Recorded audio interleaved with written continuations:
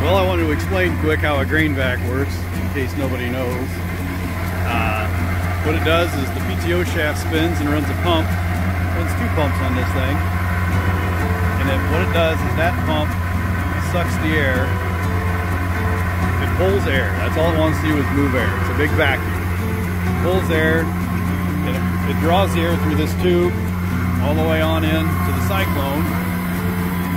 And spins around in there, and then it meters it from there. It actually blows the air out here and on up and into the semi.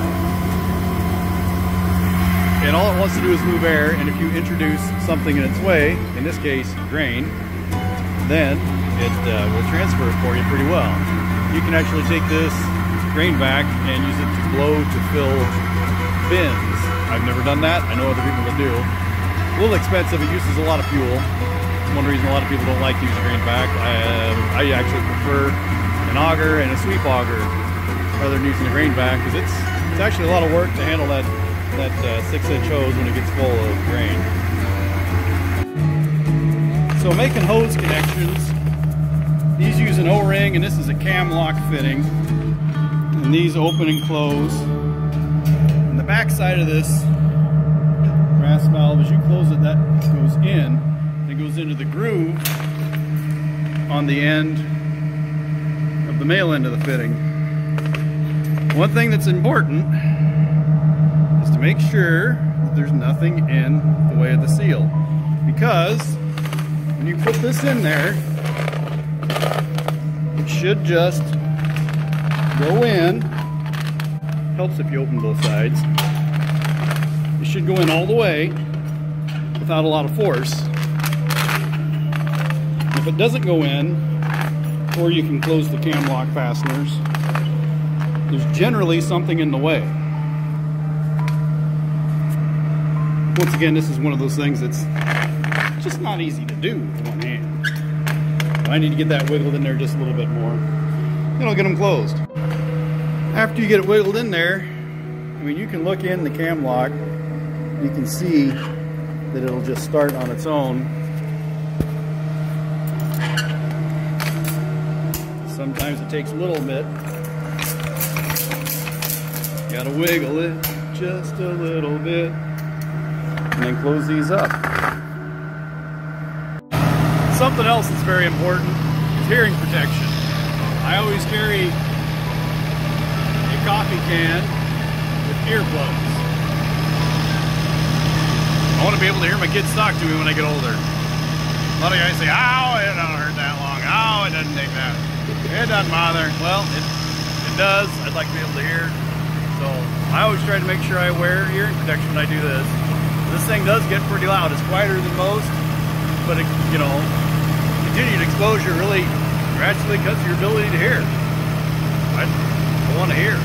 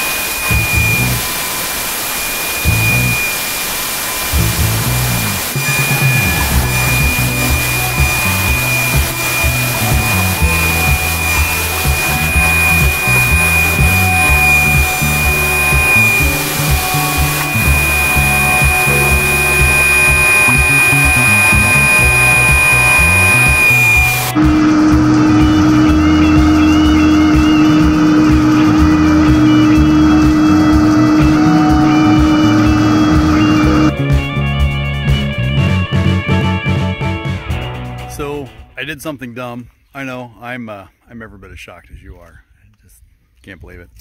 The airlock wasn't turning and I didn't catch it, and I ran corn into it and the corn didn't come out. Whoa, what happened? Well, sometimes this thing sticks a little bit, you know, and you run the lever back and forth, but the airlock is down in here. That's what this thing is. And there's got a hydraulic motor on the other side of it that runs it, and that appears to be working, but there's no corn coming out. So what I get to do is I get to drop off, disconnect it here, and then I get to disconnect it up here and slide this ahead. Probably even have to take this off and roll this ahead on those rails after I take all these bolts out, and dump all the corn on the ground, because that'll be nice, and figure out what the heck's going on. But luckily I have an old concrete pad that's, I don't know, a whole lot older than I am, from the old 4-pen hog houses. It's always been handy to do stuff on the concrete rather than on the gravel. And I really don't want to do this inside the shed, although if the sun's shining down on me, it wouldn't be all bad to have a little cooler atmosphere. But that's what I'm going to try to do, keep the mess outside. Hope this works. Well, I ended up with a nice big pile of corn and dust. I fixed it. I didn't video any of that. I was just trying to get it done. But now it works.